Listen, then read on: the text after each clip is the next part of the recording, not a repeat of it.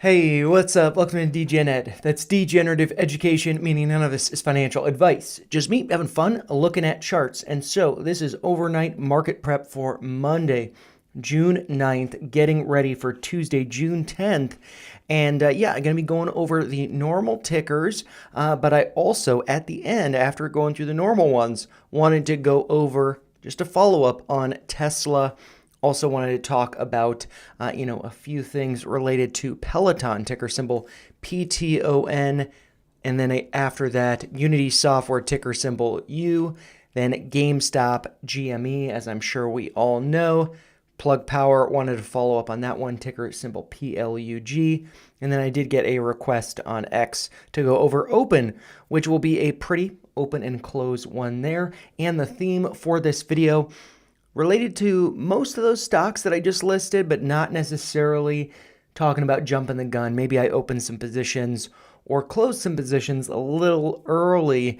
And yeah, I just want to talk about that and something perhaps, very interesting related to Plug Power. There's a pretty big insider buy, but I think that could actually be strategic to avoid a reverse split or to avoid a non-compliance notice. So I find that really interesting. Going to dive into that. Once I get through all of these tickers, I will open up the chat so I can see it and go over some requests. But for now, you guys can just chat amongst yourselves. But yeah, beginning with, as usual, going over the UVIX, which is ticker symbol UVIX, the 2x long VIX futures ETF, which closed on the day today, Monday, at a price of $25.34, down 2.35% on the day, and continuing down a little bit more, down below 25 in the overnight trading, having hit a low during market hours of $24.88, having pierced that purple line there at $25. So, I'm wondering if we could get a bounce there, but I suspect it will likely be going lower. I have talked about 1721 here, which is just based on this Fibonacci extension here, which, could be more dramatic. I could increase or raise that, beginning point, and that would just lower it, but I am not going to do that because let's just keep an eye on 1721. But I feel like really the next level that this could come down to is around $20, just being a whole dollar number. So yeah, we'll have to see what happens with that. And if it does go to the upside, I feel like around 32, corresponding with the open price from May 12th, maybe that would be acting as some resistance, perhaps also corresponding with this light blue downtrend, which is the top of this parallel channel that the UVIX has traded within, with the exception basically of these two big moves to the upside. And, noting those two big moves, any accumulation in this range, in this parallel channel, would have resulted in about a 50%, at least a 50% upside to the highs over here. So I feel like this is just a really nice one to be accumulating to, basically take profits whenever things go south of the markets. So then those profits could then be rolled into buying the dips. And nothing too exciting here, but this is pulling back, as markets are starting to go higher. And then just looking at this over the 10-minute time frame, going back to yesterday's, actually, since I was doing a overnight market prep, so that would have been over here. Let's see, this was after hours. This would be the overnight. So we did see it go up. Then held those gains a little bit, but then it started to pull back until, basically hitting that low of below $25, bouncing from there to close above 25. But now after the after hours has closed into the overnight, we are now below $25. So we'll have to see where that takes us. I suspect it's probably going to be going lower, meaning that the market will be continuing to go higher. And then let's now flip over to the VIX. This is the Market Volatility Index, which closed today at 1716. And I actually had this alert here at $17 that went off today as the low was 1682. The reason why I have 17 alerted I feel like, let's see, just looking over here, we had the lows of 1697.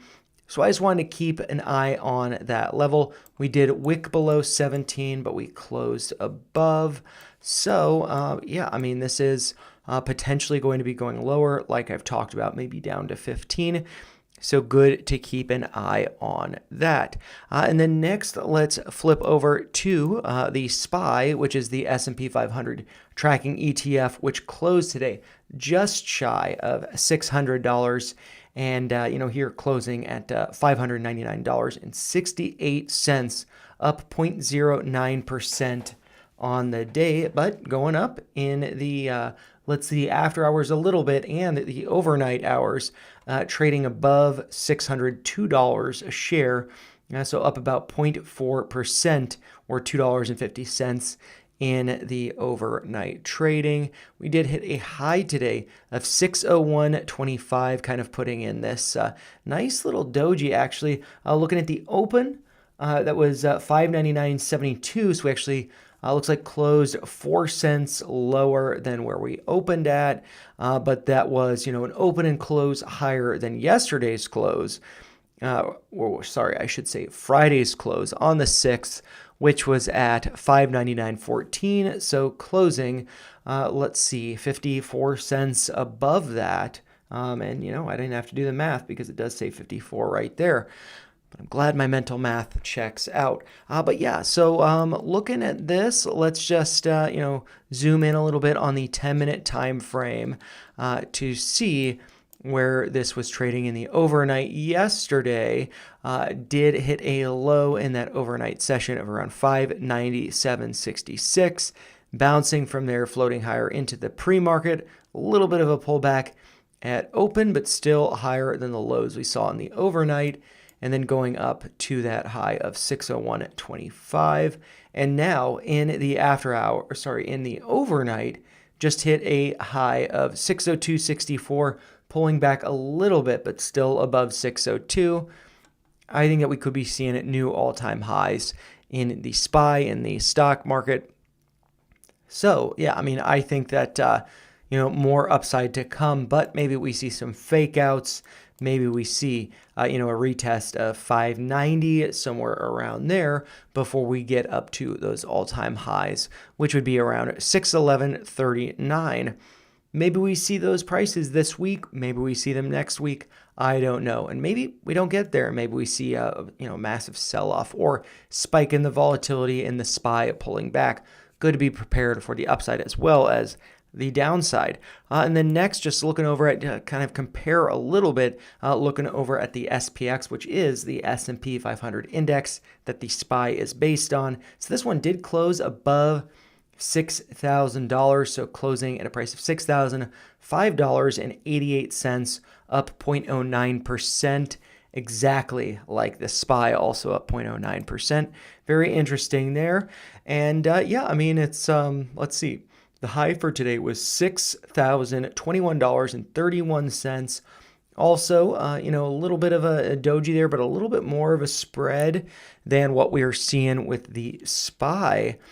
And yeah, let's see, just taking a step back, the all-time high for this is going to be around $6,147.43. So maybe we see a move up there before the end of the week, or maybe we see a pullback and a retest of right around 5,900 or 5,865, where this red line is, or maybe we break below that, pull back to right around 236, retracement around $5,700, and also pulling back to this purple downtrend, which was the neckline of this head and shoulders. Got a measured move down to here, but then continued lower as a result of Liberation Day. But yeah, I could definitely see this going higher over the month of June, let's say. So not putting a specific date on it, but I do think that we could be seeing a test of those all-time highs, maybe getting to 6,200. But now, after going over the stock market, the S&P 500, let's look over at Bitcoin real quick. But I am actually going to switch over to look at this in TradingView. I just feel like the data there is a little bit better. So here, looking at this chart, the same one that I've gone over, that I go over every week in Crypto Corner Sat Stacker. every Saturday go over 18 different cryptocurrencies, including Bitcoin, Ethereum, and 16 others. But I had drawn this doodle suggesting that we see a pullback. I was hoping it'd go a little bit lower, maybe down to around 99, sub 100, something like that. But I was all right with it dipping below 102. I did have a dip buy order filled there. Not a huge position, just, a little bit extra. I do daily DCAs. And following that, just like I've doodled, we've rallied up. Currently trading just below 110,000, 109,500 basically. But we did hit a high of over 110, but that is not the all-time high, which would be getting back to like 112, something like that.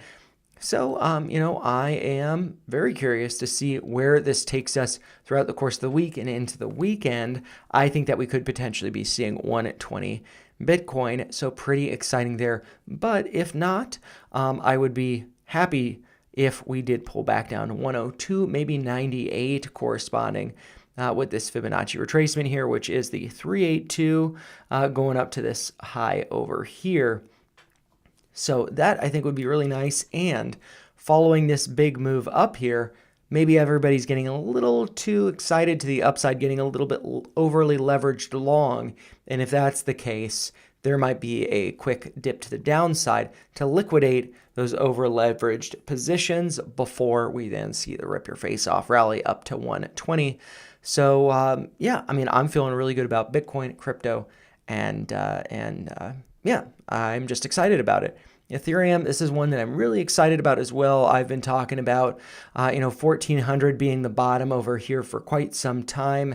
I did a video on it for ETHster, talking about that potentially being the bottom, and we have rallied a lot since then. And something very interesting about this too, we see, upside moves, some consolidation, a little bit of an upside, pretty long, tight consolidation here, a pretty big upside move. And now, really just looking at this is, pretty long time frame to be consolidating here. So that makes me think that the upside move that we do see, if and when we do break to the upside, could be pretty massive. I think definitely getting into $3,000 range, maybe getting up to around 3,400, where this, 786 Fibonacci extension is. But maybe, I'm actually kind of surprised that I have that as the 786 rather than the 100%. So maybe I'll just add that to this. So that 100%, that would be around 3,700. So maybe we see some moves up there, but 3,400, it's getting into the consolidation over here. I could see that as resistance. But what we are seeing is a fake out break to the upside before we get rugged, I'd really like to see a retest of around 2,400. I think that would be an excellent last minute dip buying opportunity before we get into the 3,000s, but I suspect that's probably not going to be happening. I did have an order placed hoping to pick up some extra ETH. I do normal daily DCAs, but I want to do basically a massive buy that represents the amount that I normally buy over the course of a week at 2,350, but we hit over here a low of, 2,392, 2,384, 2,384 on the 6th. And, I was contemplating having an order placed at 2,400. I didn't have one. I suspect it would not have gotten filled though, so I don't really feel too bad about that. But I have added an additional dip buy level at 2,450. And so maybe that gets filled, maybe it doesn't. Either way, I'm just chilling, doing my normal daily DCAs, feeling good about Bitcoin, Ethereum, and crypto in general. Really excited to see what happens the rest of the year. But now coming back to the stocks, let's look over at some of the fun ones. Let's see here, looking at Tesla, ticker symbol TSLA. Did close at a price of $308.58, up about 4.5% on the day. And so I have to say, I was a little bit anxious that this would be breaking down, coming below 272, 273, which is this 618 Fibonacci retracement level. And I was a little bit concerned that it'd be coming down to around 250. My average is right around 250. So what I did today, which is maybe, part of, jumping the gun, is I did have a very, very small position in TSLL, which is 2x leveraged long Tesla. I had trimmed that position on Friday, closed it today, effectively at break even, just because I was a little bit anxious about it coming down. I was also, aware that, hey, maybe this was a nice, very nice dip buying opportunity. I did add to my share position at around 276, I believe. So I did take advantage of the dip, but I did place a stop loss down here at 260 just to trim basically 2/3 of my position if we do go down to that level, because then I would think that we'd find support around 250, and then I could buy those shares back, or see where it takes us. Maybe we go down to fill this gap at 213, 214. But really, I just feel like there's been so much panic in this that the bottom was likely in there, but I just wanted to take the risk off the table. But thinking about that, not getting ahead of myself, we did bump into this orange line here, closing right at it. And so that orange trend line, let's see where it goes back to. That goes back to the lows of April 22nd of last year, as well as the pivot low of August 5th. And so we can see those two pivot points there. Did test that over here, which was an excellent dip buying opportunity before gapping up. And then we did basically pull back to that gap level, but have not filled that gap.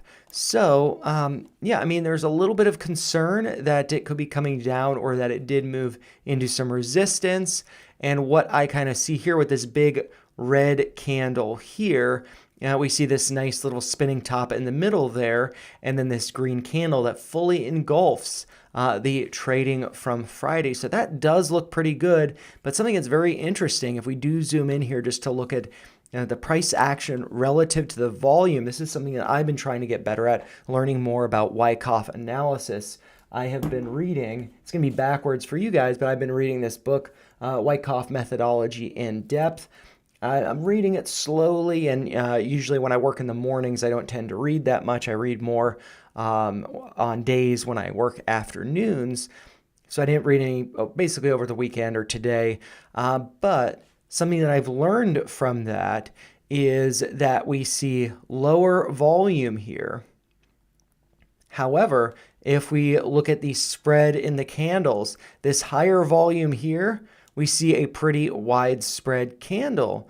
Then volume comes down. We see a lower or smaller spread candle. That makes sense. There is an agreement between the widespread here, large volume, a lot of volume pushing that down, and then not so much volume keeping it in place. But then we actually see less volume. We saw less volume today, but a wider spread to the upside, bumping into that orange trend line.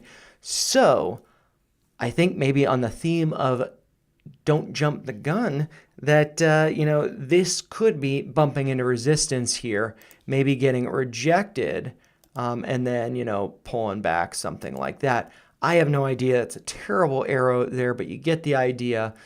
So we will have to wait and see. But actually noting that and just looking at the numbers over here in the overnight trading, if I do flip over to the overnight trading, we can't see that orange line anymore, but we can see that in the after hours as well as the overnight trading. Tesla is up higher, up to about 318. The high was 318.55 in the overnight.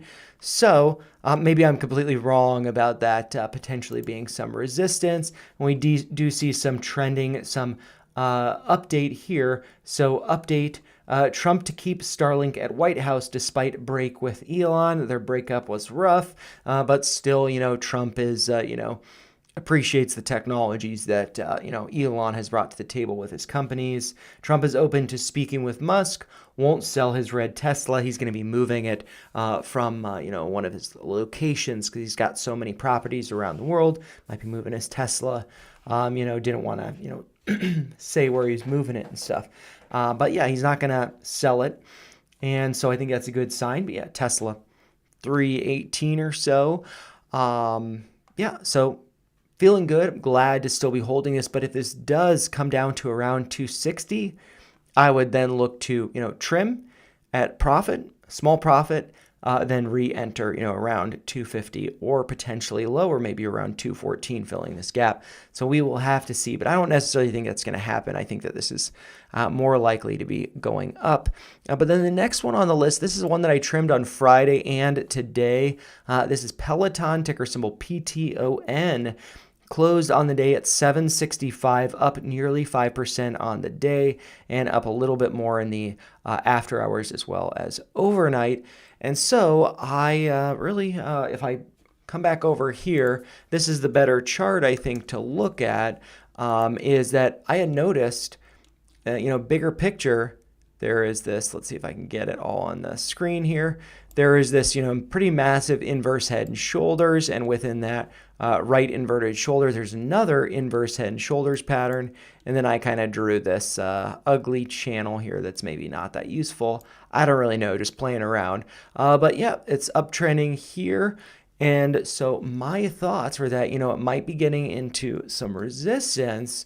And so I had a call that I sold on Friday. I could have made more money with it had I held into today, and we can actually look at that contract. Let's see, Peloton over here. It's a $10 strike call that expires in January. And so my average was 75 cents. It cost me $75 for one contract. That's how much I was risking. And I had previously placed a limit sell order at $1.50. So basically to double that position size. But I just don't really have that much conviction in like the company Peloton.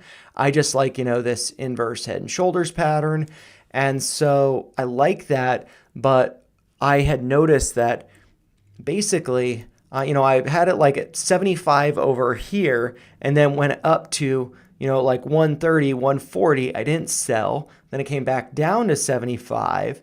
And then it moved up, I didn't sell, and then it came back down. And then so I sold on Friday at around 103, maybe 105, I forget the exact price, maybe it was 108. And I could have made some more money, but I just didn't want that risk. And if it were to pull back, I wanted to be able to buy back. And also, because I had the contract, I also had small share position. I ended up selling my shares today at a 20% profit, which was at $7.92. And the high today was $7.99. So feel good about that. Big wick to the upside, inverted hammer candle here. So maybe we do see a pullback. Maybe not. Doesn't really matter. I am not too attached to the stock. But if it does pull back to, let's see, 660, that I believe was my average, then I'd consider getting back in, whether with a contract or with shares.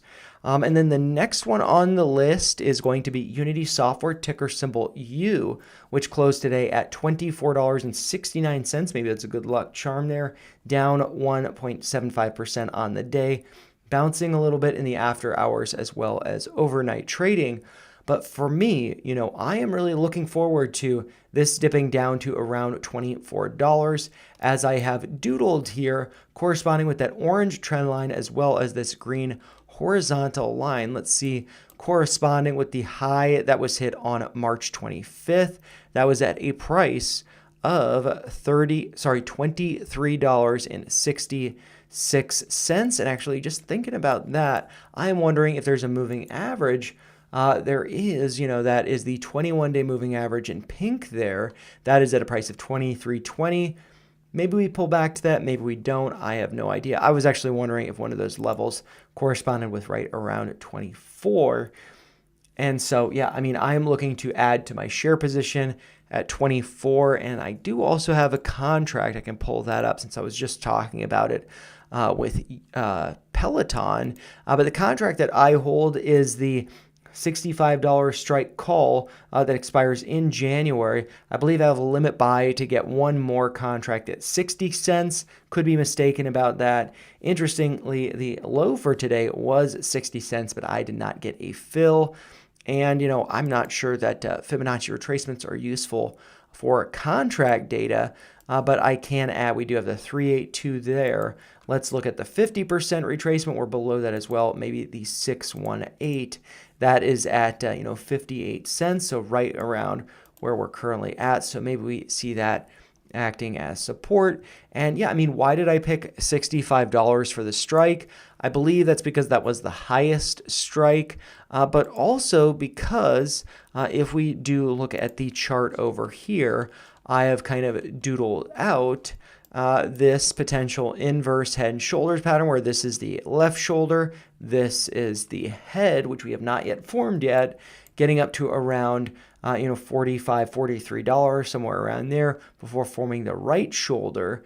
And then the measured move from that, which is the measurement from the head here, the top of the head, the top of the inverted head to the neckline, taking that distance up higher, that would bring price to around $75. So 65 right around there.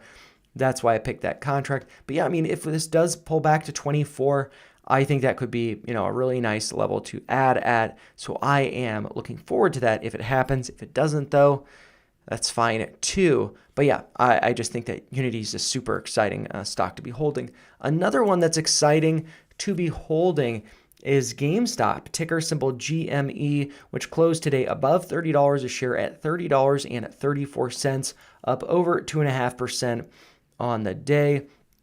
What I have doodled here, which didn't capture the high over here, but is basically that I could see it pulling back to a bottom around 29, 28. Those are the lows that we have seen in this little bit of consolidation. Maybe it's a bear flag, but maybe also if we do look over at the weekly, maybe this is on the weekly chart, maybe this is a morning star and we see a big green candle here with earnings tomorrow. We could see some pretty volatile moves to the upside. And with that being said, I wanted to share, as I shared yesterday, that I was considering selling a covered call. I have 100 GameStop shares. My average is around $26, actually just below $26. Not a massive position, I know, but it's what I've got. I previously had some calls, or actually a call, I think the $80 strike that expires next Friday, so on the 20th. But I sold all of that effectively at break even because I wanted to get shares. I felt like contracts were just a little too risky. And then with getting up to 100 shares, I could then sell covered calls on a weekly basis with strikes above my average. And so maybe that is me jumping the gun because I did sell a covered call this morning with a strike of $36 for this upcoming Friday. And if we do look at the options table for, let's see, calls over here, June 3rd, we can see that the $36 strike, in order to sell that, be at 63 cents, which translates to $63. And I actually sold mine for 51 cents. So I got $51 for it. So I am down effectively $12 on that, which is a little bit disappointing. And then there is risk that if GameStop closes above $36 this Friday, then I have to surrender my shares. I have to sell them. But, if that happens, number one, I would be all right with that because then I'd be accepting $1,000 profit. That's not too bad. But if GameStop squeezes and goes up, astronomically, then, maybe I would regret it. But if that's the case, I could roll my contract. So here, looking at this contract that I sold a covered call on, if I wanted to buy it back, that would cost me about $65. And so I could then roll the contract to the following week. And there is a way to do that where you're directly rolling the contract. So not buying it back for 65 and then selling it, but just keep in mind that 65 cents, which is $65 for me to buy back my contract, to buy back my shares. And then if we look at the following Friday, we can see how much it costs to sell over here with the corresponding strikes. And so if I do scroll down, the first one that is above $65 is this one 69 cents, that's $69, and that's a $40 strike. So if it does look like it's going to close above $36 on Friday, or if it does go up to above $36 before Friday, I could then roll the contract into next week with a higher strike. And even if there's a pullback, whatever, then I'm still keeping my shares and I'm keeping the premium. So I do feel all right about that, even though it is risky. I don't want to be surrendering my shares, but the whole reason why I accumulated 100 was to be able to sell covered calls, to be making money on the shares that I hold. And keeping that in mind, the $36 strike, the reason why I picked that is because if we look over here, I talked about this yesterday, but when there's this big spread from that red dot to that gray dot, the close was 35.01, whereas max pain was 29. And if we look at the chart over here, we do see this high just below 36. So if I were at, to end up getting out of my position at $36, that represents a high, the highest high that we've seen in quite a long time. And so, the reality is I'd be all right with that. Do I want to hold shares or do I want to make money? I want to make money more than I want to hold shares. But if I can do both, that would be great. And so we see $36 up here, right around there. So I could see it heading up perhaps beyond $36 by the end of this week. The max pain is $29.50 for this Friday. Next Friday is actually $25.50. This could actually be setting us up for a gamma ramp. So maybe I'm going to be having to very aggressively roll that contract in order to maintain holding those shares. Speaking of volatility, this going, up a lot more. It does seem like that. I'm probably going to regret selling that covered call with a strike of 36, but I will be happy if I'm making money. And if I'm making money while holding shares by rolling, then that's fine too. That's great. So I'm not really too concerned. That's the price of doing business, But with earnings being expected tomorrow on the 10th in the after hours, the expected move here is around 10.2%, which represents about $3 to the upside or downside. And with the price currently around 30, that means that, it could be going to 33, 34, somewhere around there. That's still below 36. So, I feel all right with that strike. Happy to be making some money on that premium. But yeah, let's move on to the next one. I've got kind of a long list here today. I was just excited about some of these and just, wanted to share what I'm doing with my positions. They're all pretty small, but just kind of wanted to it's helpful for me. Maybe it's helpful for you. Maybe you can speak badly about me with the possibility of, selling my GameStop shares by selling covered calls. Effectively, I'm short in that sense.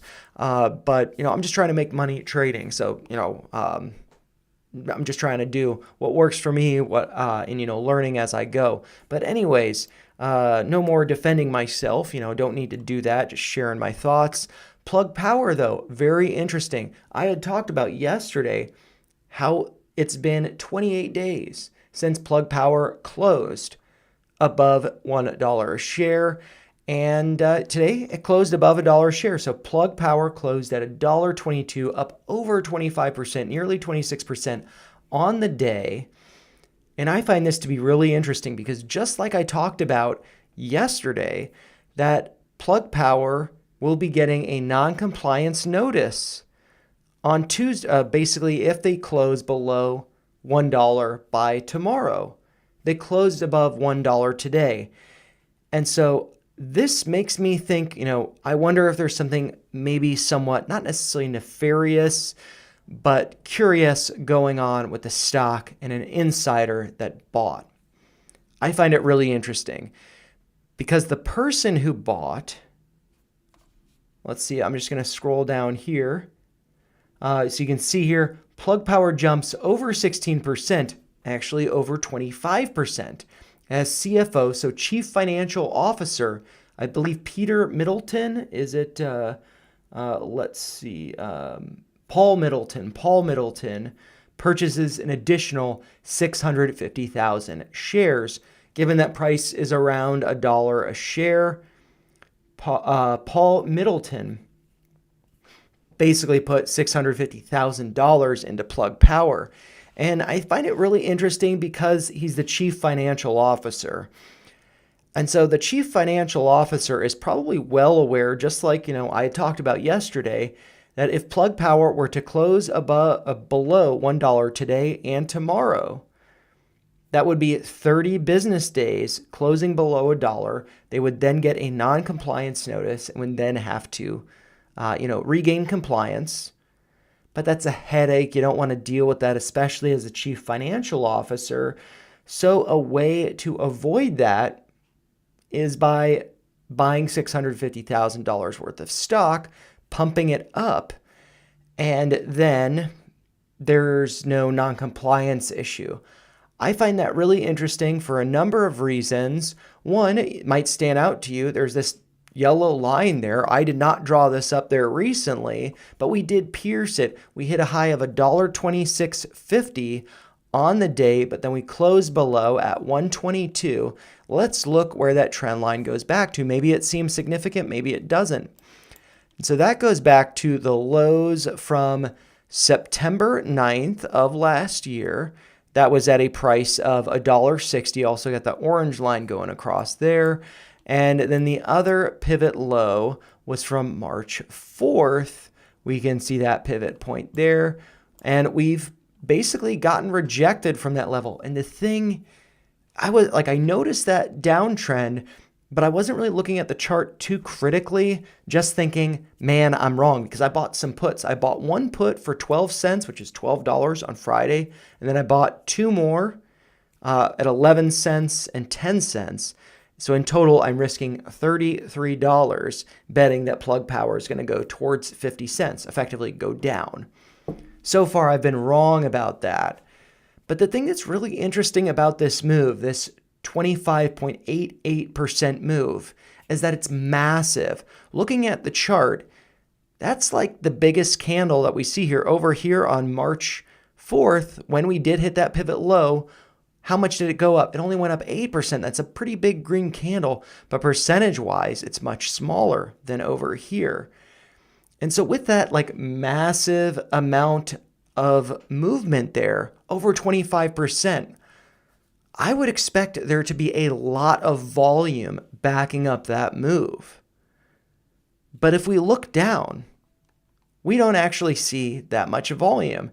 There's actually lower volume the day before. We gapped up. Lower volume pushes it higher. Actually, if we look at that volume was 141 million. So that's, good amount of volume. And let's see. So basically, the volume that the CFO, Paul Middleton, was basically the remainder there. So 141.74 million. So that 0.74 approximately, that's how many he bought. 650,000 or 0.65 million. And so, that's just a smaller amount of volumes. There's divergence there. This move is not backed by volume. And so that seems to me a little bit, I don't know, not necessarily fishy, not necessarily nefarious, but just like if I was the CFO, I would not want to have to, I don't want to get a non-compliance notice. We closed 30 business days below $1. I believe in the company. I don't want to deal with that crap. So what I'm going to do is I'm just going to buy $650,000 worth of the stock because I believe in it and I think it's going to be successful. And then I don't have to deal with that non-compliance BS. So I find that to be really, really interesting. And I am just curious, what is Paul Middleton's salary or what's his net worth? Because, I think that'll also give us some perspective. 600 some thousand, that's a lot of money. But maybe it's not so much. Let's just go over to Grok and, what is Paul Middleton, CFO of Plug Power? What is, let's see, what is Paul Middleton, what is the salary and salary and net worth of Paul Middleton, CFO of Plug Power? Why do I need to Google when I can just grok it, So the salary of Paul Middleton, CFO of Plug Power. In 2023, Paul B. Middleton, Chief Financial Officer and Executive Vice President of Plug Power, earned a total compensation of $3.6 million, base salary of $400,000. Then he got stock options. I don't know what happened with those, but that's $3.2 million. And then other compensation. No bonus or stock awards were reported that year, but basically he's put more than, his base salary into Plug Power. Basically today he did that. And so older data, I don't necessarily want older data. As of February 16th of 2025, his net worth was estimated at approximately $600,000 based on ownership of about 200,000 shares of Plug Power. And then this one. So that's kind of surprising. I expected him to have more money. A significant transaction in May of 2025 shows that Middleton purchased 350,000 shares of Plug Power stock at 71.5 cents each, totaling $250,000, increasing his direct ownership to 1.9 million shares and 56,000 shares indirectly through Plug Power's 401k plan. So, he added about, just recently, like just today, I guess, he added, more than a quarter into his holdings. And so a more recent transaction on June 5th, so I guess that was filed today, but took place on the 5th, indicates that he acquired 650,000 shares at a price of $103.4 each, totaling $672,000, further increasing his holdings. Given the fluctuating stock price and his active trading, selling, oh, wow. Okay, wow. This is, 7.6 million. So I don't get where the net worth is, what is it? Older data. I thought I said net worth. I was not really impressed by his net worth being, at least 15 million. Yeah, so as of August 2021, that's a good amount of net worth. So he's a multimillionaire. So putting in, $565 million into Plug Power to not have to deal with the non-compliance stuff, really not that big of a deal for him. 7.6 million in December of 2020. And so I assume that's gone down because the share price has gone down. But yeah, I don't need to get into that anymore. But I guess I should include this note from Grok that net worth estimates are speculative and vary due to stock price volatility, unreported assets, and the timing of insider transactions. For precise figures, refer to the latest SEC filings or financial disclosures. Blah, blah, blah, blah, blah. Okay, so his net worth, adding his historic sales, so 13 million, and other holdings, his net worth in 2025 could conservatively range from $1.5 to $15 million, depending on unlisted assets and market conditions. So, if it's 1.5 million, he's putting more than a third of his net worth into Plug Power with this buy. But if he's, multi-million, it's a lot of money, but it's not that crazy. So I'm wondering if he did this so Plug could maintain compliance. And this move, given that it's not backed by much volume, and it did pull up to this level here, I'm wondering if we could be seeing a retracement. And so I got a bunch of crap up here. I'm going to delete some of these levels. A lot of them. Actually, I might delete all of them. Oh, well, actually, maybe that one. Kind of interesting. Well, wait a second there. Yeah, kind of interesting there.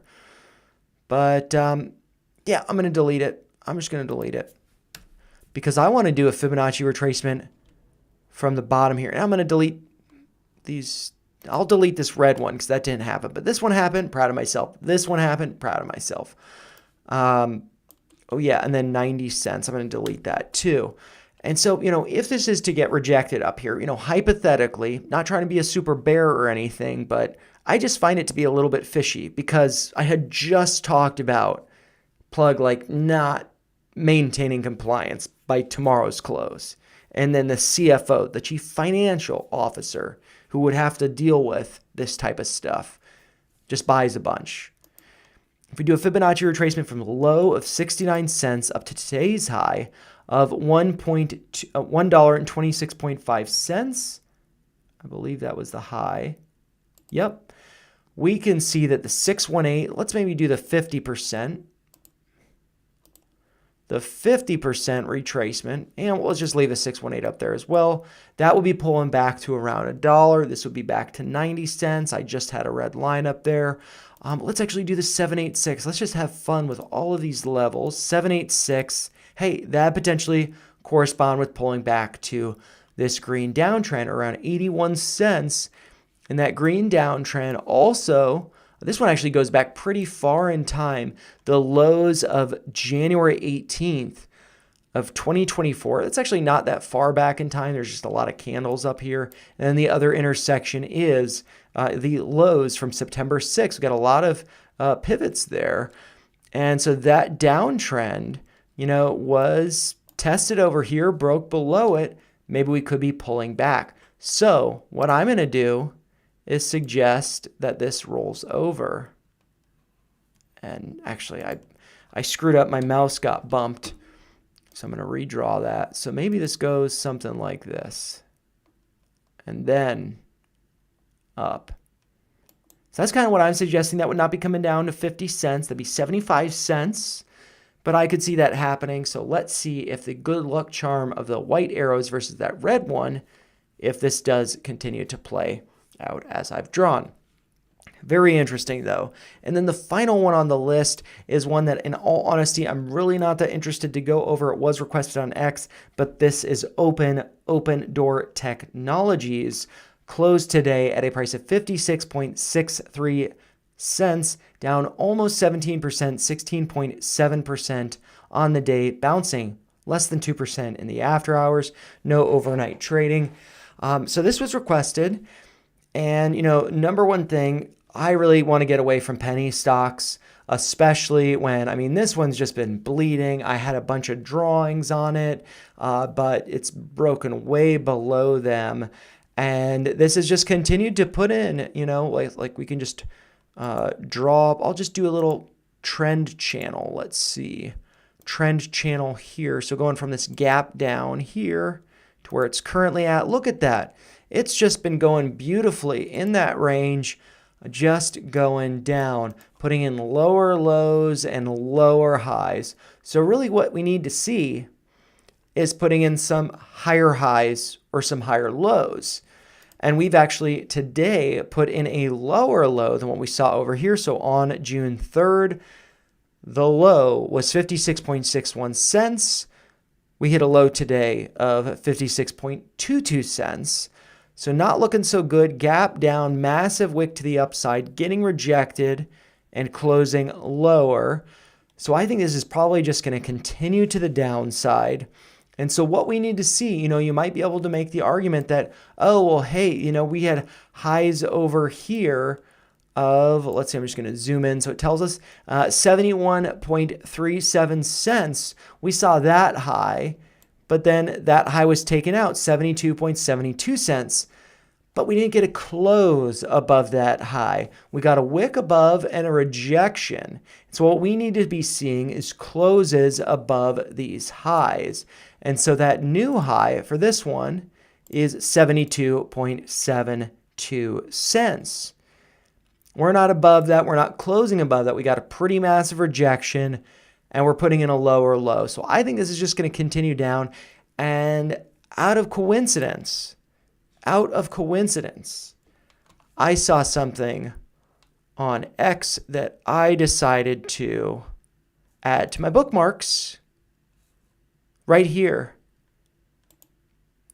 Chamath SPACed Opendoor at $4.8 billion valuation. The market cap is now $437 million, down 90%. Here's their pitch deck. I just found it to be really interesting that I happened to see this today because I've gone over Opendoor before, but I've not followed it at all. And yeah, I mean, this is basically just shitting on Chamath's investments because he SPACed a lot of companies and a lot of them went down. But, he's played a very important role in Facebook's growth and, just a really smart guy. I really enjoy watching him, listening to him on the All In podcast. But, down 90%. But I think that this is also like the picture, that, people don't really grasp with investing. You want to, spread yourself out, cast a wide net. And as long as one of those, a couple of those are winners, it doesn't matter if this is a loser. If you got billions and billions and billions of dollars like he does, it's no big deal. So I just found that interesting. But yeah, I mean, looking at the chart, lower lows, lower highs. And the market cap is getting close to $400 million. When was the last time they closed above $1? This is listed on the NASDAQ. And so we know that 30-day rule. So close over here was at 87 cents. Close over here was at 99 cents. So we need to see closes above this level. So the last time it closed above 99 cents was 102 here on April 11th. And I need to get this measurement tool. So April 11th over here closing. And then we go over to here, 39 bars. So that means that each bar is one business day. It's been below $1, closing below $1 for more than 30 days. That means it's non-compliant. And I saw something. This is something that actually stood out to me when I first looked at it. And I actually shared the screenshot that was on this. So Opendoor Technologies reverse stock split ratio to range from 1 for 10 to 1 for 50. And with there being a reverse stock split, I think that price is going to go down a lot more. So like basically if it's a 1 for 10, 50 cents would be turned into $5. But they'd be pushing it up to $5, knowing that they need to keep it above $1. And so that gives them some wiggle room if it does go lower. But maybe that $4 buffer between 5 and 1 isn't enough. So maybe they do a 1 for 50. So that would mean like 50 cents gets turned into $25. That's pretty crazy. I would imagine they'd arrive somewhere in the middle, maybe 20, 1 for 20. I could see that. But yeah, I think that this one does not look very good. Not to be like massively bearish or anything on, a lot of these that I've talked about, but I just think it's good to be, prepared, be cautious. And the stock that's already basically having to do a reverse split because of this non-compliance, they're already taking actions on that. It's a little bit concerning. So yeah, I don't like this one at all, but I've not swung it or anything in the past. I'm not attached to it at all. But yeah, just going to open up the chat so I can see if there are any requests. Anon is saying, will I give you a good stock? So of the ones that I've gone over, I mean, it depends. I think that GameStop could be seeing a lot of volatility. I'm very curious to see if they have Bitcoin on their balance sheet. And if they do, they do, but if they got more Bitcoin on their balance sheet than what we found out at the Bitcoin conference, I think that GameStop could be a really great performer, a really deep value play. And this is one that, Orlando was going over in his video yesterday. I talked about it in yesterday's stream, is Unity Software. To me, it seems so obvious that Roaring Kitty is in this. Not because of his posts necessarily, but just because of who Roaring Kitty is. he's a deep value investor. And I just see that, let's see, remove all these doodles that I have here, but let's put this on the weekly. Look at that. I mean, it's trading around 25 bucks, has a high up here of 210, and it's really been, kind of consolidating down here, and I think it could be getting ready to break out. So I think, and it's also, an AI play and visual, 3D experience. I wonder if they were involved with creating Buck the Bunny in the 3D world. So yeah, they have a partnership with or a deal with BMW recently, I believe. And yeah, I mean, I just think that this one seems really, really good. If it dips to 24, I would think that's a great level to be, accumulating on. But there was definitely cheaper. Over here, this is around when I first started covering it, when I was around 14. It was requested. I started going over it, and it took me a while to really see basically, just how beautiful the chart is. And yeah, I mean, it's just, I am in love with you, in all honesty. I love it. My position's not very big. I have some calls, though, that expire in January. $65, I talked about that. Tesla, I mean, I think that we just recently saw a nice dip with it, but that's a volatile one. So, I mean, I'm a little reluctant with that, to be honest. And then I also talked about Peloton. Let's see if I put it back on the daily. And then, I just got this little doodle. Wait a second. Peloton.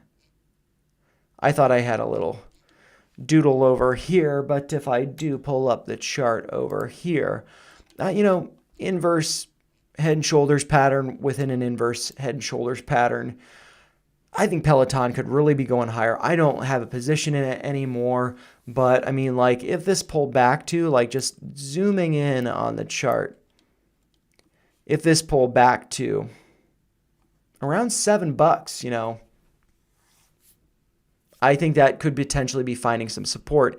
And I'm actually going to note that I think that a dip to 7 would be good.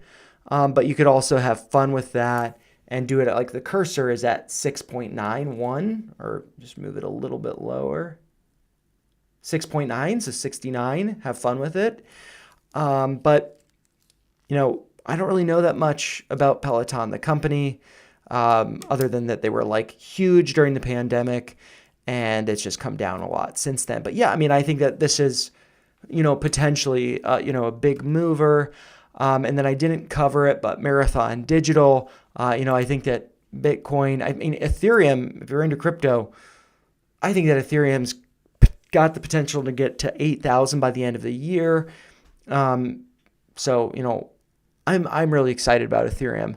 But yeah, I mean, so I'd say Unity Software, deep value, long-term.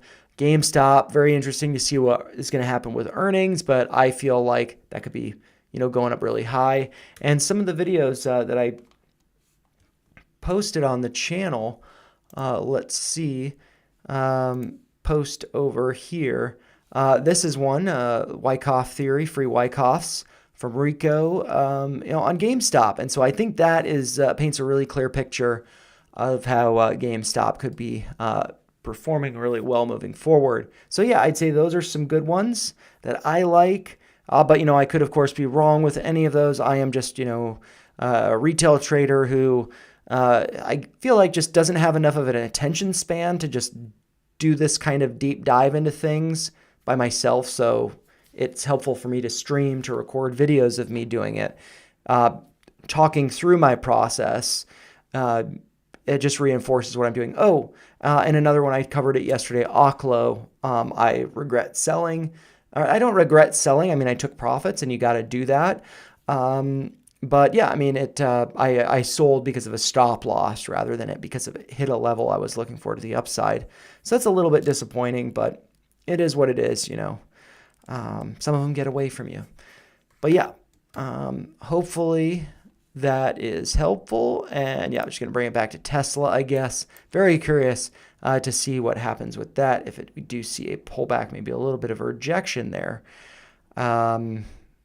And yeah, but maybe not. But anyways, I have to get wrapping up my evening before work tomorrow, so I'm just going to throw this up here because, as always, those are just my thoughts. If you found them helpful, make sure you like the video, share your thoughts in the comments down below or in the chat. Happy to take requests during these streams towards the tail end of them, as long as I don't ramble too much. I'll try to have fewer tickers on tomorrow's video. But yeah, make sure you subscribe to the channel for more videos like this, and I'll see you for tomorrow's overnight market prep at 10 p.m. Eastern. I'll see you guys then. Hopefully you have a great day trading tomorrow. And I will be on X, so make sure you check me out there. My handle is up there in the top left, dgen_and, because I am Andy. Over there, that is Ed. I really just couldn't, dgen_ed was taken on, and it is taken on X, so I just went with dgen_and. And yeah, so that's me. But yeah, I'll see you guys tomorrow. Have a great rest of your evening, and have a great